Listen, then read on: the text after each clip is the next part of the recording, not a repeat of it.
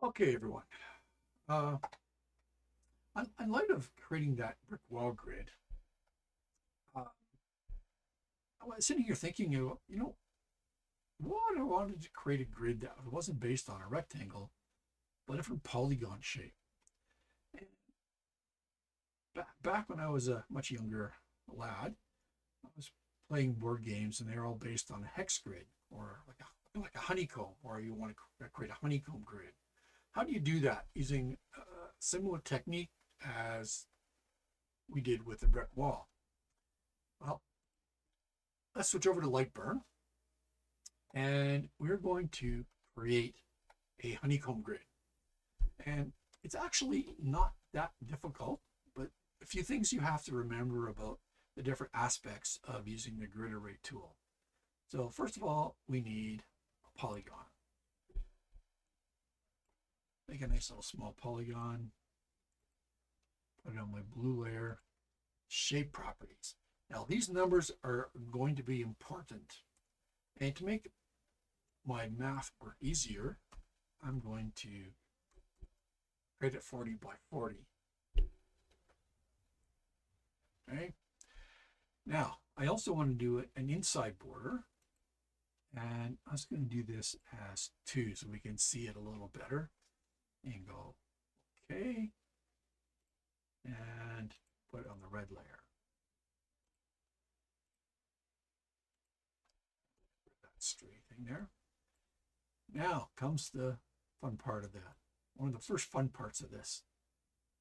I'm going to line this up.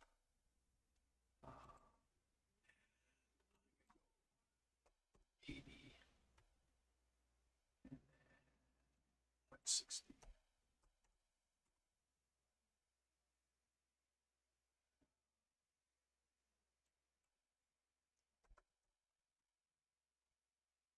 Try to get this the right way here.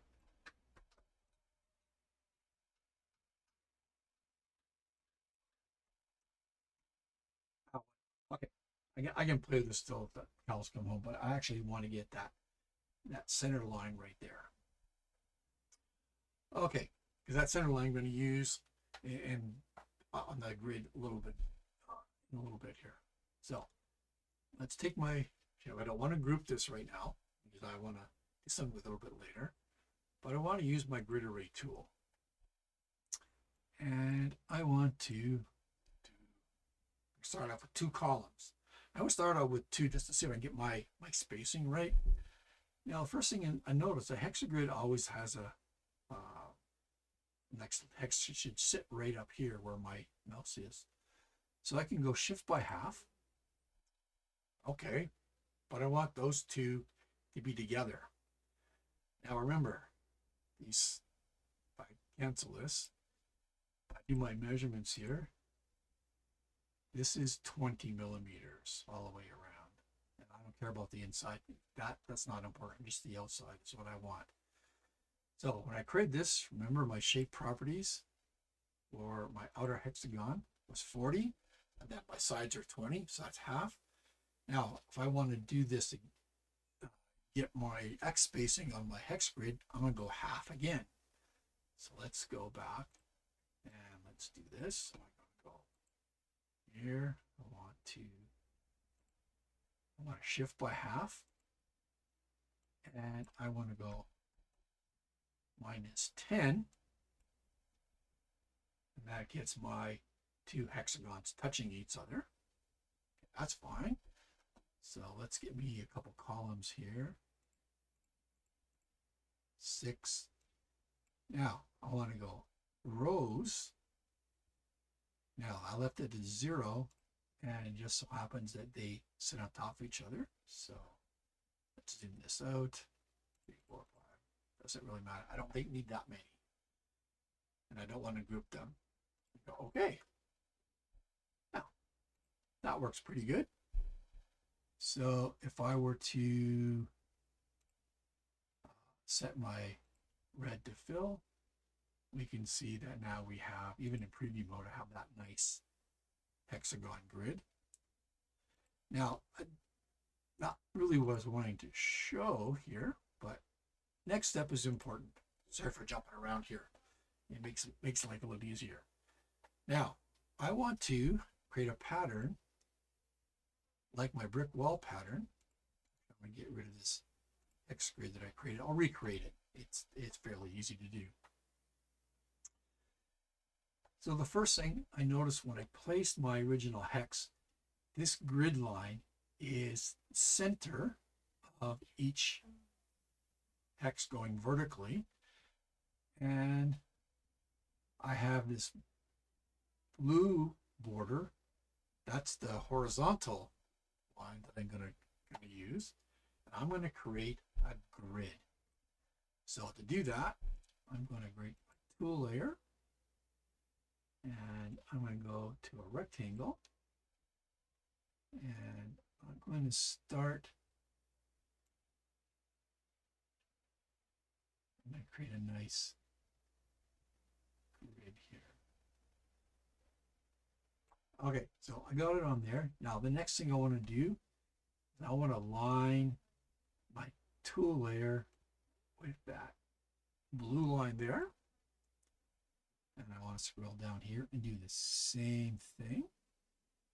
Looks like it's pretty much lined up.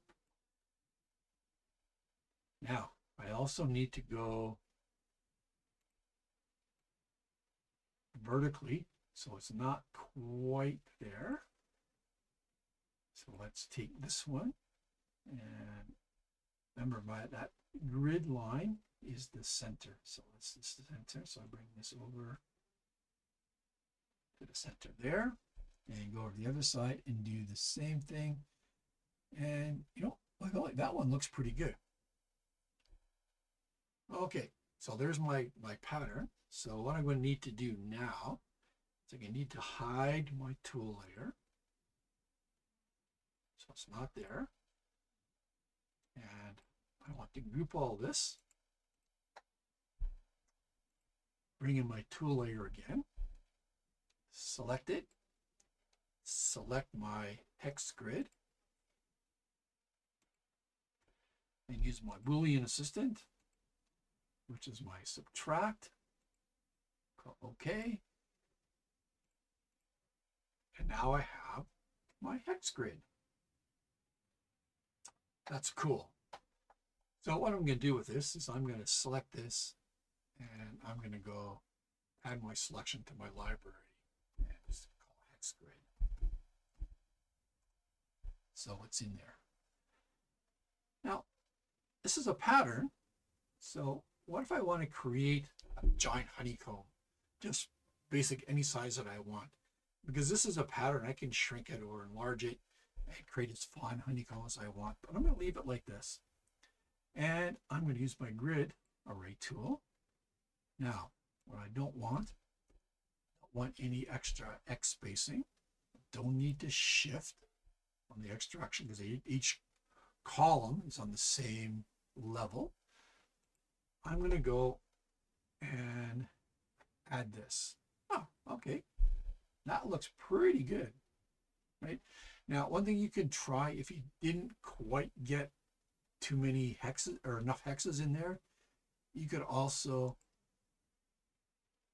mirror the columns. Okay, I didn't need to because I actually had enough. What if I go up? Oh, there we go.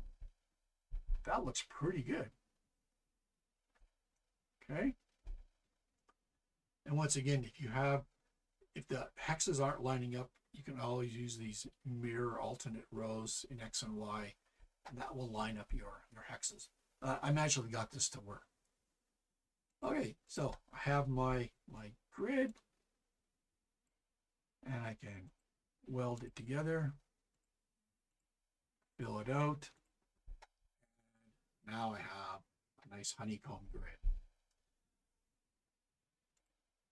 Okay, well, what else can we do with this? Well, I'm going to go back to line mode here. Now, what if I took all of these and I did an inner one of 2, okay, and outer shapes only. Okay, change that to fill.